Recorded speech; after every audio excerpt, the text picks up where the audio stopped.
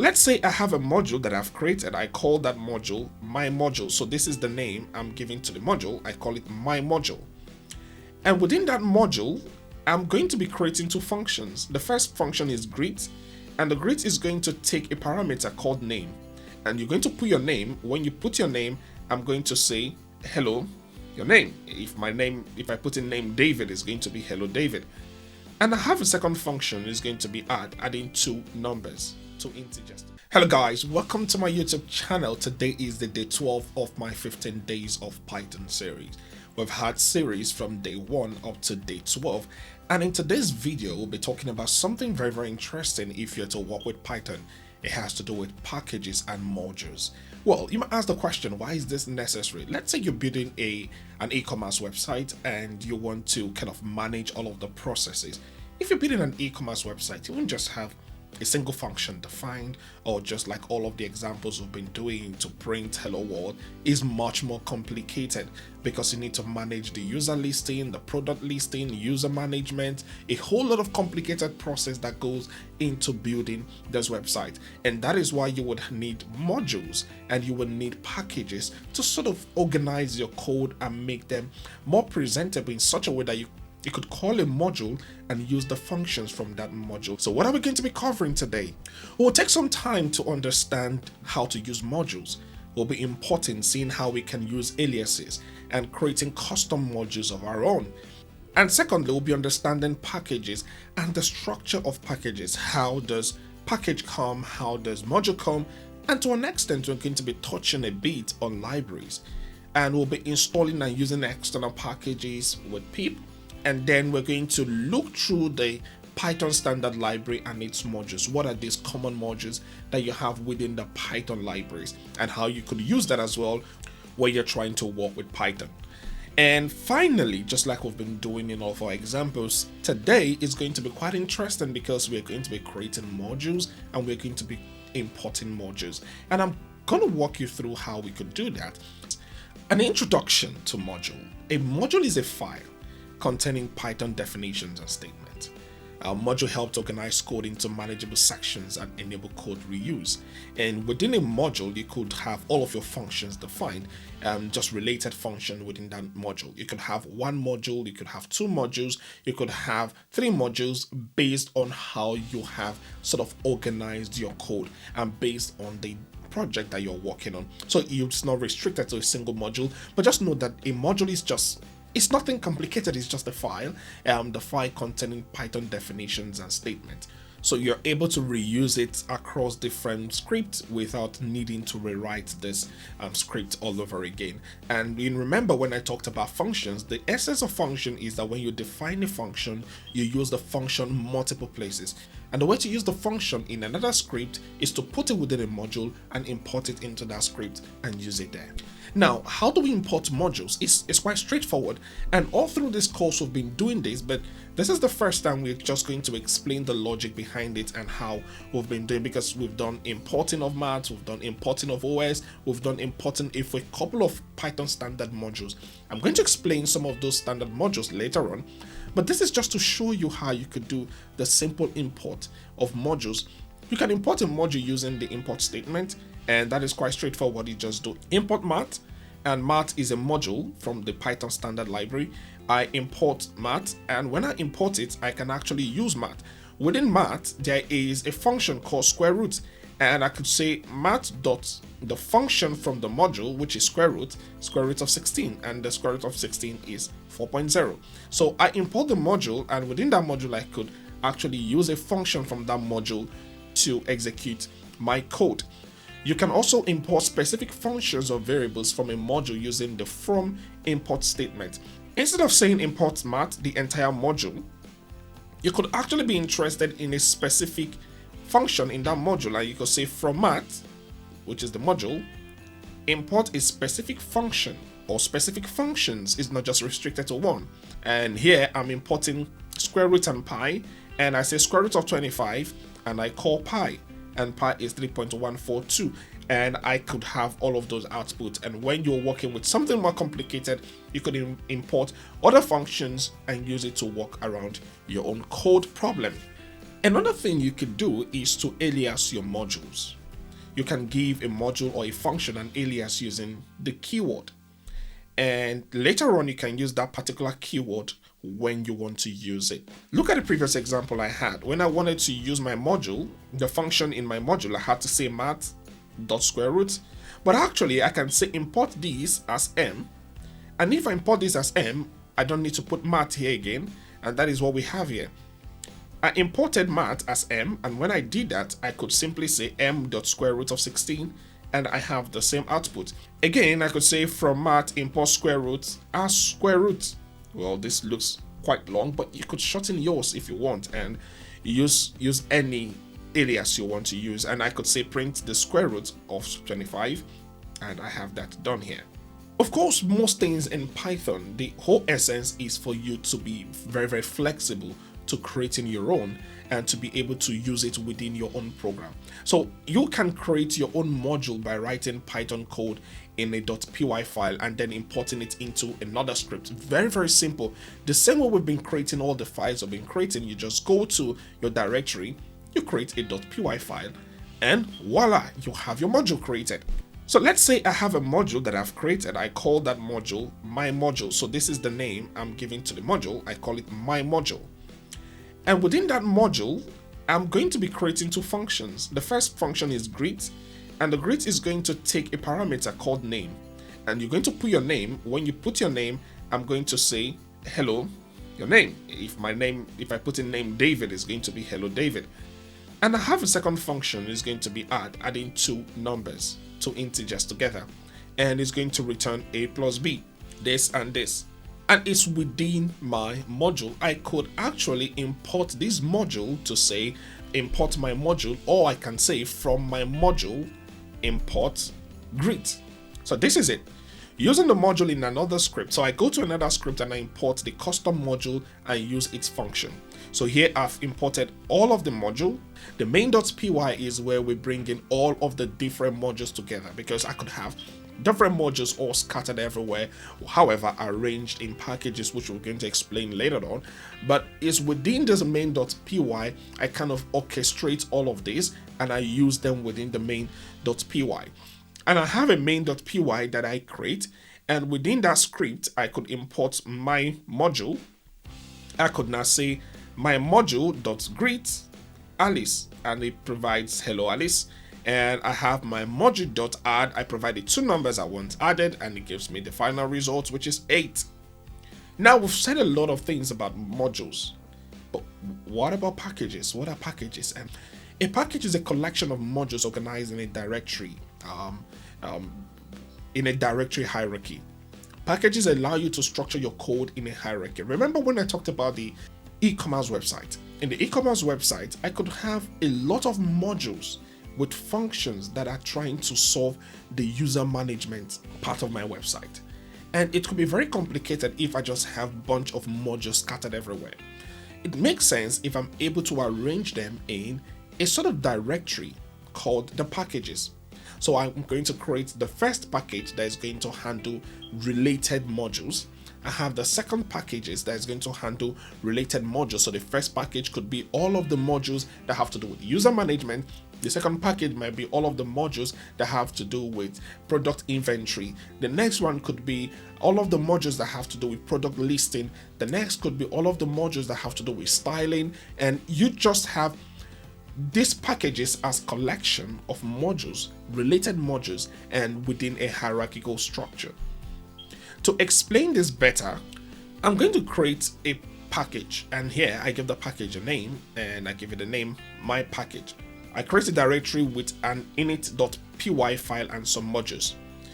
The main difference between a package and your regular folder, because technically the package is a folder because it just helps organize, but the main difference, what makes a folder a package, is that within the package you have the init.py file.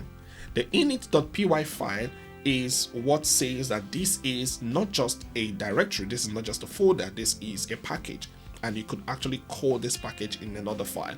So when you create your package, it's like a directory, however it has the init.py file And within it, you can now create all of your modules. You have your module 1, module 2, module 3, as the case may be, within the my package file that I've created.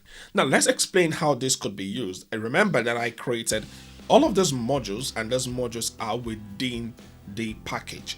And if in my module 1, this is the function I have, and in my module 2, this is the function I have, I could come and say from my package, import the first module and the second module. The package is the main directory, and I have the sub modules. I have the modules as a subdirectory within it, and I have the modules as the files within my package. I could actually say module 1.full calling the function, and I could say module 2.bar calling the function as well, and that takes care of it. However, beyond what you can create on your own, you could install external packages and external libraries, and I'm going to be explaining libraries shortly, but you could install external packages using pip. So pip is the package installer for Python. You can use pip to install packages from the Python package index. So in this case, I want to install request. I could just say pip install request. The same way you install packages is the same way you install libraries as well. And I could say import request, and I import all of this. So you could use the pip to install external packages, because most of the things you want to do on Python, instead of creating things from scratch, these are things that people have done already, because Python is such a large community, an open source community. You have contributors contributing to the Python libraries, putting in different packages for people to use, and you could actually use this for more complicated project things you're working on, and you don't need to do these things from scratch. Now let's talk about the standard library, and by extension I'm going to be explaining libraries. So library is not so much different from a package. Library is a collection of packages and modules. Most times they use interchangeably with packages, because libraries also contain modules and it contains packages. It's just like a collection of it. And many times we'll want to refer to the Python standard library. We don't usually call them packages, we call them the standard library. And this library have a lot of modules within it that you should know about and know how to use. The first module you should know is the random module. What this module does is to provide functions to generate random numbers and make random choices. You might have use cases for that. You just want to generate random numbers between 1 to 1000, within 1 to 200. You're building an application that might have that use case. Here you can see me importing the module, and I could generate this and just call in the module. And within the module, I call in the function I want to use in that module, and I could generate that. Similar here, the same, you have choices. Choices is to make a random choice within a list. And to do that, I could just use this and I make those random choice. The next is datetime. Datetime is quite a popular one if you've worked with Python or ever seen someone doing project on Python. So the datetime, it provides classes for manipulating dates and times. And here you can say now, provide the date, say now, I want the date of now, and it's going to provide today's date. You want the date time of now, is going to provide the date as of now, and you could have it formatted. You could have all of this formatting done to it, and it's going to return that. Now the second module, we've actually used this in one of the examples that we've done in previous days, is the operating system, just known as OS. So if you want to interact with the operating system or the machine hosting your interactive environment, the machine hosting your IDE, you could use the OS, and you can see get the current working directory. Want to get the working directory that you are working on at the moment, you can actually print that if you're not sure where the working directory is. You could list files in the current directory as well, and you could do all of this using the OS module. Like I said, the essence of using some of the standard library or even external library, external packages, is because you don't have to reinvent the wheel. If something exists, it doesn't make sense. Maybe you might want to tweak one or two things, but to a large extent, these things have been provided. You could just use these modules to work on your project and go a bit more faster. Having said all of this, there are more popular libraries out there. You have the NumPy, you have the Pandas, you have the Matplotlib, and a number of them out there. You could actually import these libraries, use the packages and modules within these libraries, and just get your hands dirty a bit. But for the example we're going to be doing now, we're going to be creating and using a custom module. Even though I've explained these things, sometimes you don't internalize them until you are able to work on a hands-on example or project that gives you an idea. Please just follow through what I'm going to be doing now to show you how you can create one and also import it and call it into another script. I'm going to be heading over to my environment now. Please, if you have not, go ahead and create the day 12 directory within your 15 days of Python directory. And here I'm going to create another directory and call it example 1 because I'll be creating individual modules within it and I want them to interact with each other. I'm going to call this example 1 and just ensure you're creating it under that. Alright, so I'm going to be creating a new module. I'm going to be creating a module and I'll call this my math. I just want to write some math functions within it. Okay, so what am I going to do? I'll call this my math, just to help me understand, module for math, and I'm just going to define function, add two numbers together, a and b, and just simply return a plus b and nothing complex. And the next one is going to be define subtract ab. When you do that, just return a minus b. Define another one called multiply, two numbers a and b. Oh, sorry. Okay, and afterwards I'm just going to return a times b. The final one is going to be division, divide a and b. So I don't get any math error, I'm going to say if b is 0, what you should tell us, oh, I want to put, oh, so I meant to use 0, okay. Return cannot divide by 0. Otherwise, you just return a divided by b. This looks like quite a cool function I have here. So I've created a module and I'm going to come here and create like my orchestration file or the file or the script where I'm going to be using that, and I'm going to call this main.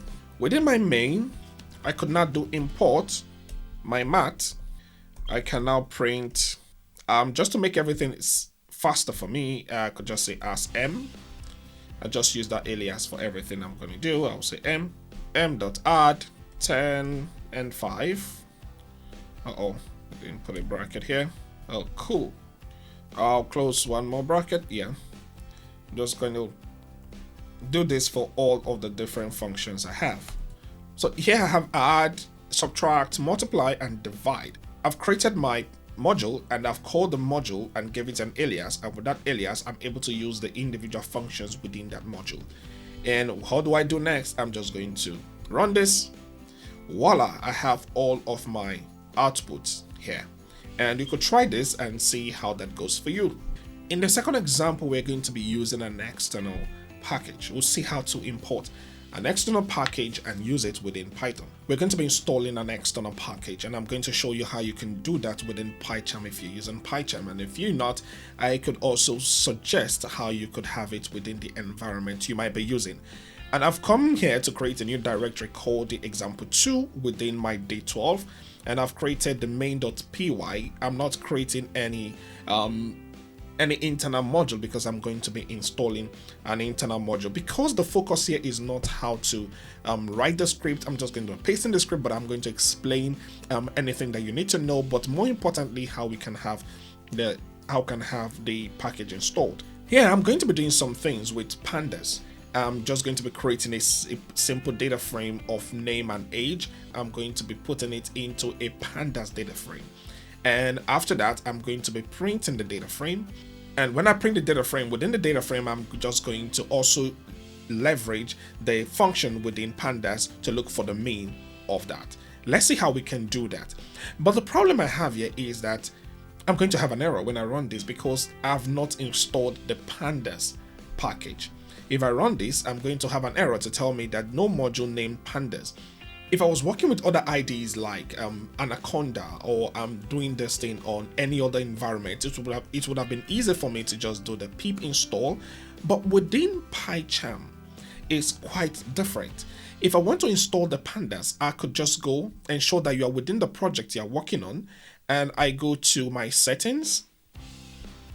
In the settings, you're likely to see just the pip. I had this installed initially. I had to uninstall my panda so I can show you this. So you're likely just to have this alone, and I will ensure that I'm within my Python interpreter, which is this, and I would go under the Python interpreter. I click on the add.